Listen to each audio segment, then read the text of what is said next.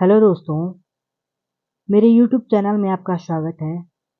मैं NEET biology Hindi medium audio book record कर रहा हूँ और आज हमारा अध्याय 11वां जैव प्रौद्योगिकी सिद्धांत व प्रक्रम है। तो दोस्तों हम शुरू करते हैं। जैव प्रौद्योगिकी में उन तकनीक का वर्णन मिलता है जिसमें जीवधारियों या उनसे प्राप्त एंजाइमों का उपयोग करते हुए मनुष्यों के लिए उपयोगी उत्पाद या प्रक्रमों का विकास किया जाता है। डबल रोटी, शराब इत्यादि सभी सूक्ष्म जीवों द्वारा उत्पन्न प्रक्रमों से बनते हैं। यह भी एक प्रकार जैव प्रौद्योगिकी का परिणाम है। वर्तमान समय में सीमित अर्थ में जैव प्रौद्योगिकी को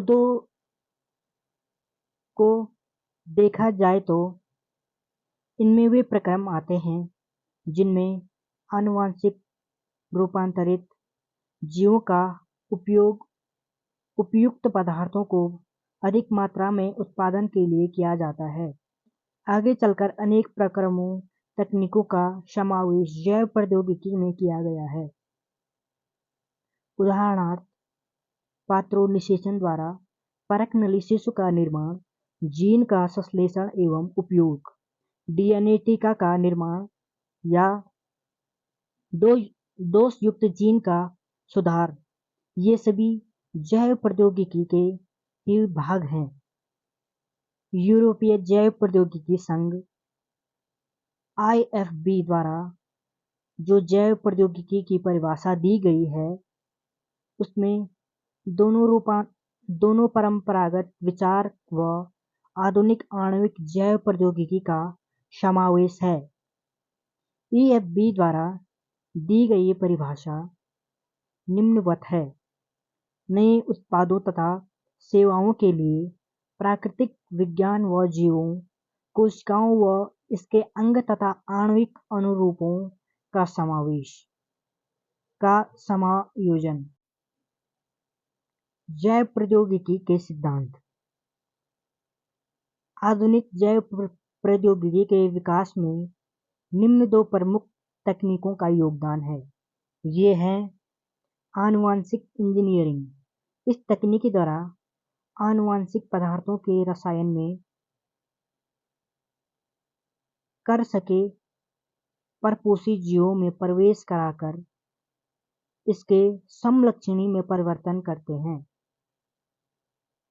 रासायनिक इंजीनियरिंग प्रक्रमों में रोगाणु रहित, सूक्ष्म जीव, संदूषण रहित वातावरण बनाकर केवल वांछित सूक्ष्म जीवों सुकेंद्र की कोशिकाओं में वृद्धि कर अधिक मात्रा में जैव प्रौद्योगिकी उत्पादों जैसे प्रतिजैविकों, टीकों, एंजाइमों आदि का निर्माण किया जाता है। जब आनुवंशिक इंजीनियरिंग के सिद्धांत के संकल्पनात्मक विकास के बारे में अध्ययन करेंगे, संभवतः आप अलैंगिक जनन की अपेक्षा लैंगिक जनन के फायदे के बारे में जानते हैं। अलैंगिक जनन आनुवंशिक सूचनाओं को परिरक्षित करता है, जबकि लैंगिक जनन द्वारा विभिन्नताएं व विशिष्ट आनुवंशिक व्यवस्था के संयोजन के प्रतिपादन का अवसर मिलता है, जो जीव या आबादी हित लाभकारी हो सकता है। लैंगिक जनन से विभिन्नता उत्पन्न होती है। परंपरागत संकरण की विधियां, जो पौधों एवं जंतुओं में के जनन में उपयोगी हैं, इनके द्वारा वांछित जीन के साथ साथ अवांछित जीन का समावेश व गुणन भी हो जाता है। प्रयुक्त कमियों को दूर करने हेतु आनुवंशिक इंजीनियरिंग तकनीक में जीन क्लोनिंग एवं जीन स्थानांतरण का उपयोग कर पुनर्योजन डीएनए का निर्माण किया जाता है, जिससे बिना अवांछित जीनों के केवल एक या एक से अधिक वांछित जीन को चुने हुए जीवों में स्थानांतरित करते हैं। क्या आप जानते हैं कि विजातीय जीनों में किसी प्रकार के स्थानांतरित किए हुए डीएनए खंड का क्या भविष्य है? संभवतः यह डीएनए जीव की संतति कोशिका में स्वयं गुणित नहीं हो पाएगा, किंतु जब यह डीएनए आधाधा के जीनोम में जुड़ जाता है, तब यह गुणित होकर परपोषी डीएनए के साथ वंशागत हो जाता है। यह विजातीय डीएनए खंड गुणसूत्र का अंग हो जाता है, जिसमें प्रतिकृति करने की क्षमता होती है। एक गुणसूत्र में एक विशिष्ट डीएनए अनुक्रम होता है, जिसे प्रतिकृतियन या रेप्लिकेशन का उत्पत्ति कहते हैं, और जो प्रतिकृतियन के लिए उत्तरदायी है। किसी भी जीव में किसी विजातीय डीएनए खंड के गुणन हेतु इसे गुणसूत्र का अंग होना आवश्यक है, जिसमें एक विशिष्ट अनुक्रम मिलता है, जिसे प्रतिकृति का मूल कहते हैं, ओरिजिन ऑफ रेप्लिकेशन। इस प्रकार एक विजातीय डीएनए प्रतिकृति के मूल से जुड़ा रहता है, ताकि डीएनए का विजातीय खंड परपोषी जीव में स्वयं प्रतिकृति व गुणित हो सके। इसे क्लोनिंग भी कह सकते हैं, या किसी टेम्पलेट डीएनए की समान गुणित संरचना का निर्माण कह सकते हैं। अब एक कृत्रिम पुनर्योगज डीएनए अणु के निर्माण के बारे में अध्ययन करेंगे। प्रथम पुनर्योगज डीएनए का निर्माण साल्मोनेला टाइफिम्यूरियम के सहज प्लाज्मिड या गोलाकार गुणसूत्र बाह्य डीएनए है, जो स्वतः प्रतिकृति करता है। यह है प्रथम पुनर्योगज डीएनए का निर्माण साल्मोनेला टाइफिम्यूरियम के सहज प्लाज्मिड में प्रतिजैविक प्रतिरोधी कूटलेखन जीन के जुड़ने से हो सका था। स्टैनली कोहेन व हर्बर्ट बोयर ने 1972 में उपयुक्त कार्य प्लाज्मिड से डीएनए का टुकड़ा काटकर संपन्न किया, जिनमें प्रतिजैविक प्रतिरोध प्रदान करने के लिए जिम्मेदार जीन था। आणविक कैंची कहे जाने वाले प्रतिबंध एंजाइम की खोज से डीएनए को विशिष्ट जगहों पर काटना संभव हो सका। कटे हुए डीएनए का भाग प्लाज्मिड डीएनए से जोड़ा जाता है। यह प्लाज्मिड डीएनए संवाहक की तरह कार्य करता है, जो इससे जुड़े डीएनए को स्थानांतरित करता है। संभवतः आप जानते हो कि मच्छर कीट संवाहक के रूप में मलेरिया परजीवी को मनुष्य शरीर में स्थानांतरित करता है। ठीक उसी प्रकार से प्लाज्मिड को संवाहक के रूप में प्रयोग कर विजातीय डीएनए के खंड को परपोषी जीवों में पहुंचाया जाता है। प्रतिजैविक प्रतिरोधी जीन को संवाहक के साथ जोड़ने का काम एंजाइम डीएनए लाइगेज के द्वारा होता है, जो डीएनए अणु के कटे हुए भाग पर कार्य कर उसके किनारों को जोड़ने का काम करता है। इस संयोजन से पात्रे नए गोलाकार स्वतः प्रतिकृति बनाने वाले डीएनए का निर्माण होता है, जिसे पुनर्योगज डीएनए कहते हैं। जब यह डीएनए एस्चेरिचिया कोलाई या ई कोलाई, एक जीवाणु जो साल्मोनेला से काफी मिलता जुलता है, में स्थानांतरित किया जाता है, तो यह नए परपोषी के डीएनए पॉलीमरेज एंजाइम का उपयोग कर अनेक प्रतिकृतियां बना लेता है। प्रतिजैविक प्रतिरोधी जीन की प्रतिका ई कोलाई का गुणन ई कोलाई में प्रतिजैविक प्रतिरोधी जीन की क्लोनिंग कहलाता है। आप अनुमान लगा सकते हैं कि जीव के आनुवंशिक रूपांतर में मूलभूत 3 चरण हैं। क वांछित जीन युक्त डीएनए की पहचान। ख चिन्हित डीएनए का परपोषी में स्थानांतरण। ग स्थानांतरित डीएनए को परपोषी में सुरक्षित रखना तथा उसकी संतति में स्थानांतरित करना। पुनर्योगज डीएनए तकनीक के साधन। अब हम पूर्व वर्णित चर्चा से जान चुके हैं कि आनुवंशिक इंजीनियरिंग या पुनर्योगज डीएनए तकनीक तभी संपादित हो सकती है जब हमारे पास तकनीकी साधन जैसे प्रतिबंधन एंजाइम, पॉलीमरेज एंजाइम, लाइगेज, संवाहक व परपोषी जीव हो। अब इनमें से कुछ के बारे में विस्तृत अध्ययन करेंगे। प्रतिबंधन एंजाइम। वर्ष 1963 में 2 एंजाइम पृथक किए गए जो ई कोलाई में जीवाणु भोजी की वृद्धि को रोक देते हैं। इनमें एक डीएनए से मिथिल समूह को जोड़ता है जबकि दूसरा डीएनए को काटता है। बाद वाले एंजाइम को प्रतिबंधन एंडोन्यूक्लियेज कहा गया। प्रथम प्रतिबंधन एंडोन्यूक्लियेज हिंद सेकंड, जिसका कार्य डीएनए न्यूक्लियोटाइड विशिष्ट क्रम पर निर्भर है। यह 5 वर्ष बाद पृथक किया गया और पहचाना गया। ऐसा पाया गया कि हिंद सेकंड डीएनए अणु को उस विशिष्ट बिंदु पर काटते हैं जहां पर 6 क्षारक युग्मों का एक विशेष अनुक्रम होता है। इस विशिष्ट क्षारक अनुक्रम को पहचान अनुक्रम कहते हैं। हिंद सेकंड के अलावा आज 900 से अधिक प्रतिबंधन एंजाइमों के बारे में जानकारी है जो जीवाणुओं के 230 से अधिक प्रभेदों से पृथक किए गए हैं। इनमें से प्रत्येक विभिन्न पहचान अनुक्रमों को पहचानते हैं। इन एंजाइमों के नामकरण में परंपरानुसार नाम का पहला अक्षर या पहला शब्द वंश का व दूसरा एवं तीसरा शब्द प्रोकेंद्रकी कोशिकाओं की जाति से लिया गया है जिनसे ये पृथक किए गए हैं, जैसे Eco R first, Escherichia coli, R Y 13। Eco R first में वर्ग आर प्रभेद के नाम से लिया गया है। नाम के बाद रोमन अंक उस क्रम को दर्शाते हैं जिसको जीवाणु के प्रभेद से एंजाइम पृथक किए गए थे।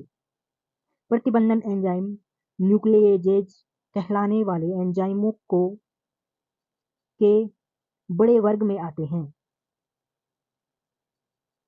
एस्को न्यूक्लियेज 2 प्रकार के होते हैं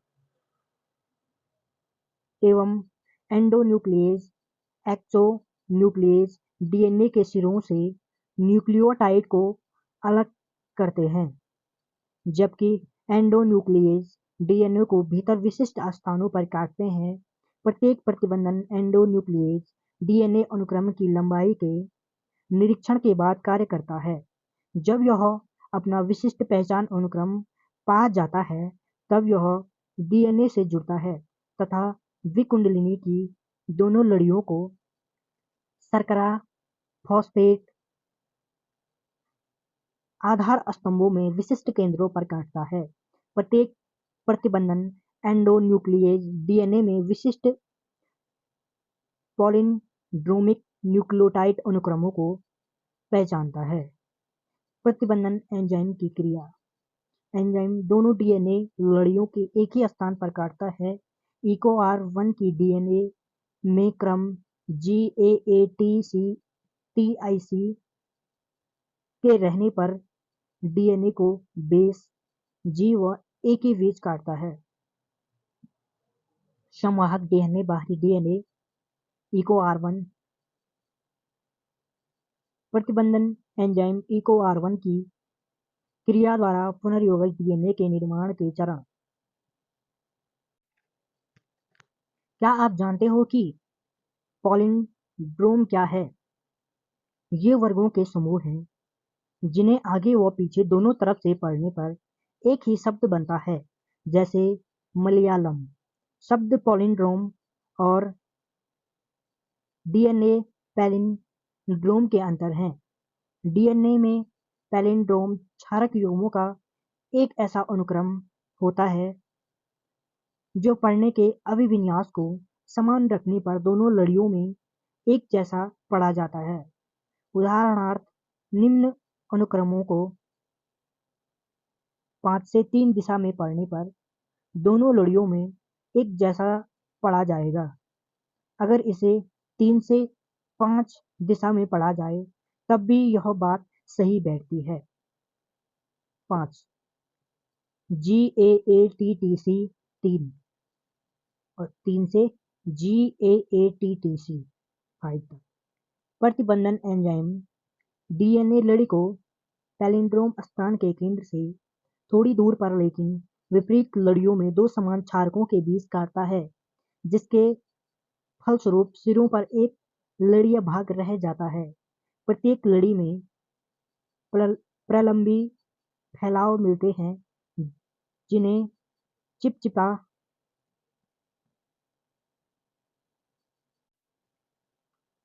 सिरा कहते हैं। इसे यह नाम इसलिए दिया गया है क्योंकि यह अपने पूरक कटे प्रतिरूपों के साथ हाइड्रोजन बंध बनाते हैं। सिरों पर यह चिपचिपापन एंजाइम डीएनए लाइगेज के कार्य में सहायता प्रदान करता है। प्रतिबंधन एंडो न्यूक्लियेज का उपयोग आनुवांशिक इंजीनियरिंग में डीएनए के पुनर्योगज अणु बनाने में किया जाता है, जो विभिन्न स्रोतों या जीनोमों से प्राप्त डीएनए से मिलकर बना होता है। एक ही प्रतिबंधन एंजाइम द्वारा काटने पर प्राप्त होने वाले डीएनए खंडों में समान प्रकार को चिपचिपे सिरे होते हैं, जो डीएनए लाइगेज की सहायता से आपस में जुड़ जाते हैं। आप पूर्ण रूप से समझ चुके होंगे कि सामान्यतः जब तक संवाहक व स्रोत डीएनए एक ही प्रतिबंधन एंजाइम द्वारा नहीं कटे जाते, तब तक पुनर्योगज संवाहक अणु का निर्माण नहीं हो सकता है। डीएनए खंड का पृथक्करण एवं विलयन प्रतिबंधन एंडो न्यूक्लियेज द्वारा डीएनए को काटने के फलस्वरूप डीएनए का खंडन हो जाता है। इन खंडों को एक तकनीकी द्वारा अलग कर सकते हैं, जिसे जैव वैद्युत का संचालन या इंग्लिश में कहते हैं इलेक्ट्रोफोरेसिस कहते हैं। क्योंकि डीएनए खंड ऋणात्मक आवेशित अणु होते हैं, इसीलिए उन्हें वैद्युत क्षेत्र में माध्यम आधात्री द्वारा एनोड की तरफ बलपूर्वक भेजकर अलग कर सकते हैं। आजकल बहुत ही सामान्य रूप से उपयोग किए जाने वाला माध्यम एगारोज जेल या एगारोज है, जो समुद्री घास से निकाला गया एक प्राकृतिक बहुलक है। डीएनए खंडों को एगारोज जेल की छलनी प्रभाव द्वारा उनके आकार के अनुसार अलग करते हैं। इस कारण खंड जितने छोटे आकार के होंगे, वे अधिक दूरी तक जाएंगे। देखिए और अनुमान लगाइए कि जेल के किस सिरे पर प्रतिदर्श लादा गया था। पृथक्कृत डीएनए खंडों को तभी देख सकते हैं जब एक डीएनए को इथिडियम ब्रोमाइड नामक यौगिक से अभिरंजित कर पराबैंगनी विकिरणों से अनावृत करते हैं। आप शुद्ध डीएनए खंडों को दृश्य प्रकाश में बिना अभिरंजित किए नहीं देख सकते। इथिडियम ब्रोमाइड अभिरंजित जेल को पराबैंगनी प्रकाश से अनावृत करने पर डीएनए की चमकीली नारंगी रंग की पट्टी दिखाई पड़ती है। डीएनए की पृथक्कृत पट्टियों को एगारोज जेल से काट कर निकालते हैं और जेल के टुकड़ों से निष्कर्षित कर लेते हैं। इस प्रक्रिया को छालन या इल्यूशन के कहते हैं। इस तरह से शुद्ध किए गए डीएनए को क्लोनिंग संवाहक से जोड़कर पुनर्योगज डीएनए निर्माण में उपयोग किया जाता है। क्लोनिंग संवाहक आप जानते ही हैं कि प्लाज्मिड व जीवाणुभोजी जीवाणु कोशिकाओं में बिना गुणसूत्रीय डीएनए नियंत्रण के स्वतंत्र रूप से प्रतिकृति करने की क्षमता रखते हैं। जीवाणुभोजियों की प्रत्येक कोशिका में काफी अधिक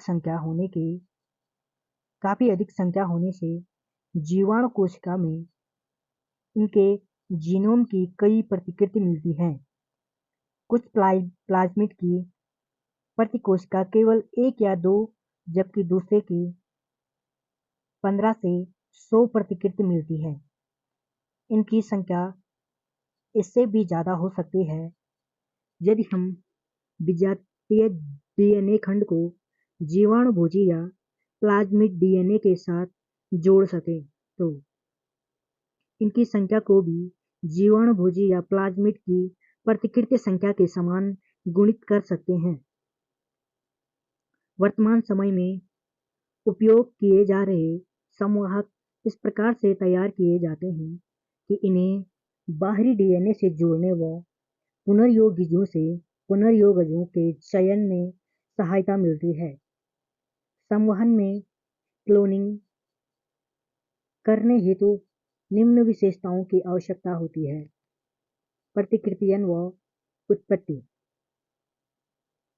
ORI का प्रारंभ या ओरी स्थल का यह वह अनुक्रम है जहां से प्रतिकृतियन की शुरुआत होती है और जब कोई डीएनए का कोई खंड इस अनुक्रम से जुड़ जाता है तब प्रपोषी कोशिकाओं के अंदर प्रतिकृति कर सकता है। यह अनुक्रम जोड़े गए डीएनए के प्रतिरूपों की संख्या के नियंत्रण के लिए भी उत्तरदायी है। इसीलिए यदि कोई लक्षण डीएनए की काफी संख्या प्राप्त करना चाहता है तो इसे ऐसे संवाहक में क्लोन करना चाहिए जिसका मूल अत्यधिक प्रतिरूप बनाने में सहयोग करता है। वर्ण योग्य चिन्ह।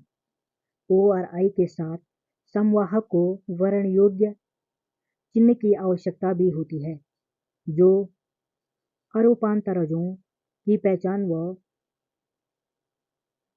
उन्हें समाप्त करने में सहायक हो और रूपांतरजों की चयनात्मक वृद्धि को होने दे।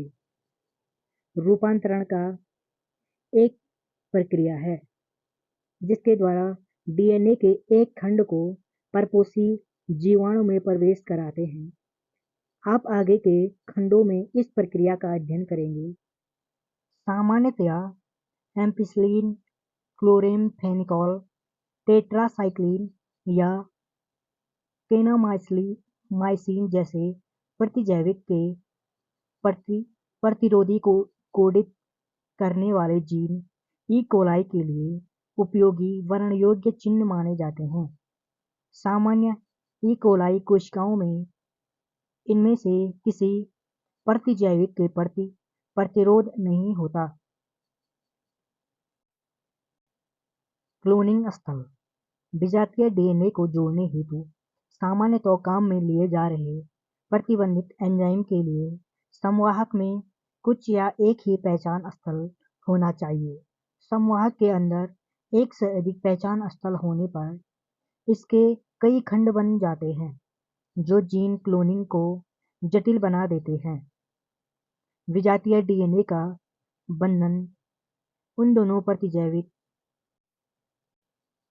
प्रतिरोधी जीन में से एक में स्थित प्रतिबंध स्थल पर किया जाता है।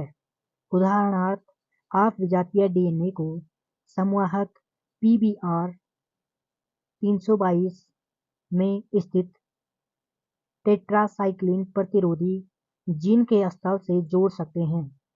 पुनर्योगज प्लाज्मिड का टेट्रासाइक्लिन प्रतिरोध बाहरी डीएनए के निवेशन से समाप्त हो जाता है, लेकिन रूपांतरज को एम्पिसिलिन युक्त माध्यम पर फैलाकर इसका अपुनर्योगज से अभी भी चयन कर सकते हैं। एम्पिसिलिन युक्त माध्यम पर वृद्धि करने वाले रूपांतरजों को तब टेट्रासाइक्लिन युक्त माध्यम पर स्थानांतरित कर देते हैं। पुनर्योगज एम्पिसिलिन युक्त माध्यम पर तो वर्धन करेगा, लेकिन टेट्रासाइक्लिन युक्त माध्यम पर वर्धन नहीं करेगा, लेकिन पुनर्योगज दोनों ही प्रतिजैविक युक्त माध्यम पर वर्धन करेगा। इस मामले में एक प्रतिजैविक प्रतिरोधी जीन रूपांतरजों के चुनाव में सहायता करता है, जबकि दूसरा प्रतिजैविक प्रतिरोध जीन विजातीय डीएनए के निवेशन से निष्क्रिय हो जाता है और पुनर्योगज के चुनाव में सहायता करता है। प्रतिजैविकों के निष्क्रियण के कारण पुनर्योगज का चयन एक जटिल विधि है, क्योंकि इसमें दो प्लेटों जिसमें भिन्न-भिन्न प्रतिजैविक होता है, पर साथ-साथ प्लेटिंग की जरूरत होती है। इस कारण से विकल्पीय वर्ण योग्य चिह्नकों का विकास हुआ जो पुनर्योगजों और अपुनर्योगजों से इस आधार पर विभेद करता है वर्णों को पदार्थ की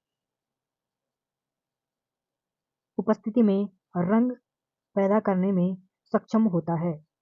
इसमें एक पुनर्योगज डीएनए को बीटा गैलेक्टोसाइडेज एंजाइम निष्क्रिय हो जाता है, जिसे निवेशी निष्क्रियता कहते हैं। यदि जीवाणु में प्लाज्मिड में संसर्गिका नहीं होता है, तब वर्णों पदार्थ की उपस्थिति में नीले रंग को निहव या कॉलोनी का निर्माण होता है। संसर्गिका की उपस्थिति के परिणामस्वरूप बीटा गैलेक्टोसाइडेज का निवेश निष्क्रिय हो जाता है, जिससे बिना रंग वाली कॉलोनी बनती है, जिसे पुनर्योगज कॉलोनी के रूप में पहचानते हैं। पौधों व जंतुओं में जीन क्लोनिंग हेतु संवाहक।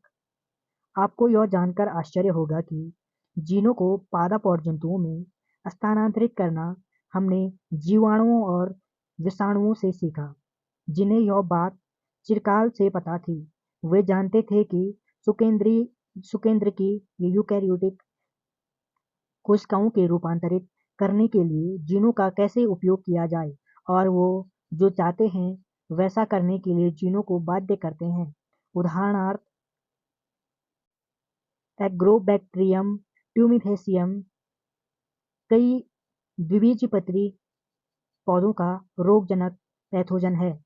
वह डीएनए के एक खंड, जिसे टीडीएनए कहते हैं, को स्थानांतरित कर सामान्य पौधों की कोशिकाओं को अर्बुद या ट्यूमर में रूपांतरित करता है, और ये अर्बुद कोशिकाएं रोगजनक के लिए जरूरी रसायनों का उत्पादन करते हैं। ठीक इसी तरह से जंतु कोशिकाओं में पश्च विषाणु रस सामान्य कोशिकाओं को कैंसर कोशिकाओं में रूपांतरित कर देते हैं। पश्च विषाणु या रेट्रोवायरस सामान्य कोशिकाओं को कैंसर कोशिकाओं में रूपांतरित कर देते हैं। रोगजनकों द्वारा अपने सुकेंद्रीकी परपोषी में जीन स्थानांतरण की कला को अच्छी तरह से समझकर रोगजनकों की इस विधि का उपयोग कर अच्छे संवाहक के रूप में प्रयोग कर मानव के लिए उपयोगी जीन का स्थानांतरण कर सकते हैं। एग्रोबैक्टीरियम ट्यूमिफिशियंस का टीआई प्लाज्मिड क्लोनिंग संवाहक के रूप में जब रूपांतरित कर दिया गया है, जो पौधों के लिए रोगजनक नहीं है, लेकिन इसका उपयोग अपनी अभिरुचि के जीन को अनेक पौधों में रूपांतरित करने के लिए किया जाता है। ठीक इसी तरह से पश्च विषाणु को अहानिकारक बनाकर जंतु कोशिकाओं में वांछित जीन को रूपांतरित करने में उपयोग किया जाता है। इस तरह से जब एक जीन या डीएनए के खंड को उचित संवाहक से जोड़ दिया जाता है, तब इसे जीवाणु, पौधों व जंतु परपोषी में स्थानांतरित किया जाता है। यहाँ यह गुणित होता रहता है। सक्षम परपोषी औतिथेय पुनर्योगज डीएनए के साथ रूपांतरण हेतु क्योंकि डीएनए जलरागी अणु है, इसलिए यह कोशिका झिल्ली से होकर नहीं गुजर सकता है। क्योंकि डीएनए को प्लाज्मिड होने के लिए बाध्य करने से पूर्व यह आवश्यक है कि डीएनए कोशिका को डीएनए हेतु सक्षम बनाया जाए। ऐसा करने के लिए पहले विसंयोजन धनायन जैसे कि कैल्शियम की विशिष्ट सांद्रता के साथ संसाधित किया जाता है। इससे डीएनए को जीवाणु की कोशिकाभित्ति में स्थित छिद्रों से प्रवेश करने में काफी सहायता मिलती है। ऐसी कोशिकाओं को पुनर्योगज डीएनए के साथ पहले बर्फ पर रखा जाता है, तब पुनर्योगज डीएनए को उन कोशिकाओं में बलपूर्वक प्रवेश कराया जाता है। इसके बाद उन्हें थोड़े समय के लिए 42 डिग्री सेंटीग्रेड ताप पर रखा जाता है और पुनः इसे वापस बर्फ पर रखा जाता है। ऐसे करने से पुनर्योगज डीएनए जीवाणु में प्रवेश कर जाता है। परपोषी कोशिकाओं में विजातीय डीएनए को प्रवेश कराने हेतु केवल यही विधि नहीं है। सूक्ष्म अंतःक्षेपण या माइक्रो इंजेक्शन विधि में पुनर्योगज डीएनए को सीधे जंतु कोशिका के केंद्रक के भीतर अंतःक्षेपित किया जाता है। दूसरी विधि जो पौधों के लिए उपयोगी है, कोशिकाओं एवं डीएनए से विलेपित स्वर्ण एवं टंगस्टन के उच्च वेग सूक्ष्म कणों से बमबारी करते हैं, जिसे बायोलिस्टिक या जीन गन कहते हैं। अंतिम विधि जिसमें अहानिकारक रोगजनक संवाहक का उपयोग किया जाता है। इन संवाहकों को जब कोशिकाओं को संक्रमित करने दिया जाता है, तब ये पुनर्योगज डीएनए को परपोषी में स्थानांतरित कर देते हैं। आप पुनर्योगज डीएनए निर्माण के तरीके के बारे में सीख चुके होंगे। अब उन प्रक्रमों का वर्णन करेंगे जो पुनर्योगज डीएनए प्रौद्योगिकी को आगे बढ़ाने में सक्षम या सुगम बनाते हैं। पुनर्योगज डीएनए प्रौद्योगिकी के प्रक्रम पुनर्योगज डीएनए प्रौद्योगिकी या टेक्नोलॉजी चरण विशिष्ट अनुक्रम में सम्मिलित हैं, जिसे डीएनए का विदलन, डीएनए का खंडन, डीएनए का खंड का संवाहक में या संवाहक बंधन, पुनर्योगज डीएनए का परपोषी में स्थानांतरण, परपोषी कोशिकाओं का माध्यम में व्यापक स्तर पर संवर्धन व वांछित उत्पाद का निष्कर्षण। अब इन सभी चरणों की थोड़ी विस्तृत रूप से अध्ययन करेंगे। आनुवंशिक पदार्थ का पृथक्करण। याद रखें कि बिना अपवाद के सभी जीव का आनुवंशिक पदार्थ न्यूक्लिक अम्ल है। अधिकांश जीवों में यह डीऑक्सीराइबोन्यूक्लिक अम्ल या डीएनए है। डीएनए को प्रतिबंध एंजाइम द्वारा काटने के लिए यह आवश्यक है कि यह दूसरे बृहद अणुओं से मुक्त शुद्ध रूप में होना चाहिए। डीएनए झिल्लियों से घिरा रहता है, इसीलिए कोशिका को तोड़कर खोलना पड़ेगा ताकि डीएनए दूसरे वृहद अणुओं जैसे आरएनए, प्रोटीन, बहुत शर्करा, लिपिड के साथ मोचित हो सके। यह तभी संभव है जब जीवाणु कोशिका पादप या जंतु ऊतक लाइसोजाइम, सेलुलोज, काइटिनेज जैसे एंजाइम द्वारा संसाधित किए जाते हैं। वह हिस्टोन आप जानते हो, जीन डीएनए के लंबे अणुओं पर स्थित होते हैं। वह हिस्टोन जैसे प्रोटीन के साथ गुथे रहते हैं। आरएनए को राइबोन्यूक्लियेज से अपचारित कर अलग कर सकते हैं, जबकि प्रोटीन को प्रोटीएज से अपचारित करने के बाद अलग कर सकते हैं। दूसरे अणुओं को उचित उपचार द्वारा अलग कर सकते हैं। अंततोगत्वा दूरस्थीत एथेनॉल मिलाने से शोधित डीएनए अवक्षेपित हो जाता है। इसे निलंबन में महीन धागे के समूह के रूप में देख सकते हैं। डीएनए को विशिष्ट स्थानों पर काटना। शोधित डीएनए अणु को प्रतिबंधन एंजाइम के साथ उनकी इष्टतम परिस्थितियों में रखने पर प्रतिबंधन एंजाइम द्वारा पाचन संपन्न होता है। एगारोज जेल वैद्युत का संचलन प्रतिबंधन एंजाइम पाचन को नियंत्रित करने के काम में आता है। डीएनए एक ऋणात्मक आवेशित अणु है, इस कारण से यह धनात्मक इलेक्ट्रोड की ओर गति करता है। यह प्रक्रम संवाहक डीएनए के साथ भी दोहराया जाता है। डीएनए के जुड़ने में कई प्रक्रम शामिल हैं। स्रोत डीएनए व संवाहक डीएनए को भी विशिष्ट प्रतिबंधन एंजाइम द्वारा काटे जाने के बाद स्रोत डीएनए से कटा हुआ उपयोगी जीन तथा उसकी खाली जगहों के साथ संवाहक आपस में लाइगेज द्वारा जोड़ दिए जाते हैं। परिणाम स्वरूप एक पुनर्योगज डीएनए का निर्माण होता है। पीसीआर का उपयोग करते हुए लाभकारी जीन का प्रवर्धन। पीसीआर का अर्थ पॉलीमरेज चेन रिएक्शन है। इस अभिक्रिया में उपक्रमकों के दो समुच्चयों व डीएनए पॉलीमरेज एंजाइम का उपयोग करते हुए पात्रे विधि द्वारा उपयोगी जीन के कई प्रतिकृतियों का संश्लेषण होता है। यह एंजाइम जीनोमिक डीएनए को टेम्पलेट के रूप में काम में लेकर अभिक्रिया से मिलने वाले न्यूक्लियोटाइडों का उपयोग करते हुए उपक्रमकों को विस्तृत कर देता है। यदि डीएनए प्रतिकृतियों प्रक्रम कई बार दोहराया जाता है, तब डीएनए खंड को लगभग 1 अरब गुना प्रवर्धित किया जा सकता है, अर्थात 1 अरब प्रतिरूपों का निर्माण होता है। यह सतत प्रवर्धन तापस्थायी डीएनए पॉलीमरेज द्वारा किया जाता है। उच्च तापमान द्वारा प्रेरित द्विलड़ीय डीएनए के विकृतीकरण के समय भी यह हमेशा सक्रिय बना रहता है। यदि आवश्यकता पड़े तो अब प्रवर्धित खंड को संवाहक के साथ बांध कर आगे क्लोनिंग में प्रयोग कर सकते हैं। पुनर्योगज डीएनए का परपोषी कोशिका जीव में निवेशन। बांधे हुए डीएनए को आधाता कोशिका में प्रवेश कराने की अनेक विधियां हैं। यह कार्य जब आधाता कोशिका अपने चारों तरफ स्थित डीएनए को धारण करने में सक्षम हो जाए तब किए जा सकता है।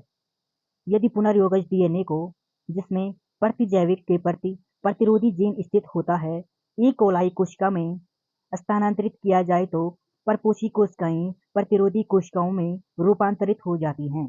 यदि रूपांतरित कोशिकाओं को युक्त एगार प्लेट पर फैलाया जाता है तो केवल कोशिकाएं ही विकसित हो पाती हैं, जबकि अरूपांतरित आधाता कोशिकाओं की मृत्यु हो जाती है। प्रतिरोधी जीन के कारण कोई भी एम्पिसिलिन की उपस्थिति में रूपांतरित कोशिका का चयन कर सकता है। इस मामले में प्रतिरोधी जीन को वरण योग्य चिह्नक कहते हैं। बाहरी जीन उत्पाद को प्राप्त करना। जब आप विजातीय डीएनए खंड का क्लोनिंग संवाहक में निवेश कराकर किसी भी जीवाणु, पौधा या जंतु कोशिका में स्थानांतरित करते हैं तो विजातीय डीएनए इनमें गुणित होने लगता है। लगभग सभी पुनर्योगज प्रौद्योगिकी का अंतिम उद्देश्य वांछित प्रोटीन का उत्पादन करना ही होता है। इसके लिए पुनर्योगज डीएनए के अभिव्यक्त होने की आवश्यकता होती है। बाहरी जीन उपयुक्त परिस्थितियों में अभिव्यक्त होते हैं। बाहरी जीन की परपोषी कोशिकाओं में अभिव्यक्ति को समझने के लिए कई तकनीकी बातों को विस्तार पूर्वक जानना जरूरी है। वांछित जीन को क्लोन करने, लक्षण प्रोटीन की अभिव्यक्ति को प्रेरित करने वाली परिस्थितियों को अनुकूलतम बनाने के बाद कोई भी इसका व्यापक स्तर पर उत्पादन करने के बारे में सोच सकता है। क्या आप कोई कारण बता सकते हैं कि बड़े पैमाने पर उत्पादन क्यों आवश्यक है? यदि कोई प्रोटीन कूट लेखन जीन किसी विषमजात परपोषी में अभिव्यक्त होता है तो इसे पुनर्योगज प्रोटीन कहते हैं। लाभकारी क्लोनित जीनों को आश्रय देने वाली कोशिकाओं का छोटे पैमाने पर प्रयोगशाला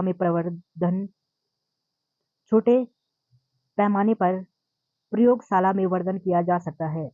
संवर्धन को वांछित प्रोटीन के निष्कर्षण में प्रयोग कर सकते हैं। वह पृथक्करण की विभिन्न तकनीकों का प्रयोग करते हुए इस प्रोटीन का शोधन करते हैं। कोशिकाओं को सतत संवर्धन तंत्र में गुणित कर सकते हैं, जिसमें उपयोग किए गए माध्यम को एक तरफ से निकालकर दूसरी तरफ से ताजा माध्यम को भरते हैं, ताकि कोशिकाएं अपने क्रियात्मक रूप से सर्वाधिक सक्रिय लॉग प्रावस्था में बनी रहे। यह संवर्धन विधि अधिक जैव मात्रा के उत्पादन से वांछित प्रोटीन के अधिक उत्पादन हेतु उपयोगी है। कम आयतन संवर्धन से उत्पाद की पर्याप्त मात्रा का उत्पादन नहीं हो सकता।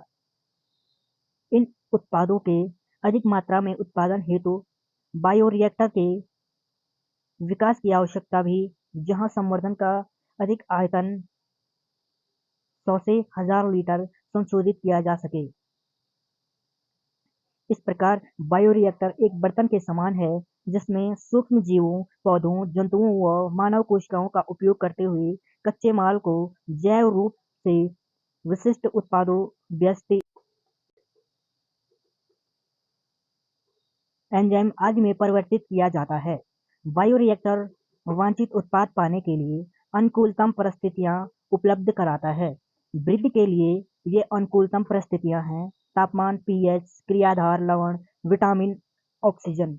ये बायोरिएक्टर सामान्यतः सर्वाधिक उपयोग में लाया जाता है वह विलोडन प्रकार का है, जिसे चित्र 11.7 में दर्शाया गया है। विलोडित हैज़ रिएक्टर सामान्यतः बेलनाकार होता है या जिनके आधार घुमावदार होने से रिएक्टर के अंदर अंतर्वस्तु के मिश्रण में सहायता मिलती है। विलोडक बायोरिएक्टर में ऑक्सीजन उपलब्धता व उसके मिश्रण का काम करते हैं। विकल्पतः हवा बुलबुले के रूप में बायोरिएक्टर में भेजी जा सकती है। यदि आप चित्र को ध्यान से देखें तो पाएंगे कि रिएक्टर में एक प्रक्षोभक तंत्र, ऑक्सीजन प्रदाय तंत्र, झाग नियंत्रण तंत्र, तापमान नियंत्रण तंत्र, पीएच नियंत्रण तंत्र व प्रतिचयन प्रद्वार लगा होता है, जिससे संवर्धन की थोड़ी मात्रा समय समय पर निकाली जा सकती है।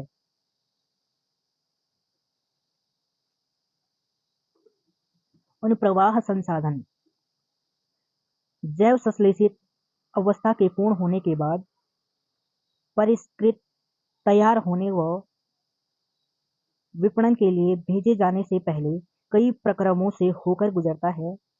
इन प्रक्रमों में पृथक्करण व शोधन सम्मिलित हैं और इसे सामूहिक रूप से अनुप्रवाह संसाधन कहते हैं। उत्पाद को उचित परिरक्षक के साथ संरूपित करते हैं। औषधि के मामले में ऐसे संरूपण को चिकित्सीय परीक्षण से गुजारते हैं। प्रत्येक उत्पाद के लिए सुनिश्चित गुणवत्ता नियंत्रण परीक्षण की भी आवश्यकता होती है। अनुप्रवाह संसाधन व गुणवत्ता नियंत्रण परीक्षण प्रत्येक पाठकों के लिए भिन्न भिन्न होता है। सारांश: जैव प्रौद्योगिकी जीवधारियों, कोशिकाओं व एंजाइम का प्रयोग करते हुए उत्पादों का प्रक्रमों का व्यापक स्तर पर उत्पादन व किण्वन करने से संबंधित है। आधुनिक जैव प्रौद्योगिकी में आनुवंशिक रूपांतरित जीवों का उपयोग तभी संभव हो पाया जब मनुष्य ने डीएनए के रसायन को परिवर्तित व पुनर्योगज डीएनए का निर्माण करना सीख लिया। इस प्रमुख प्रक्रम को पुनर्योगज डीएनए प्रौद्योगिकी का या आनुवंशिक इंजीनियरिंग कहते हैं।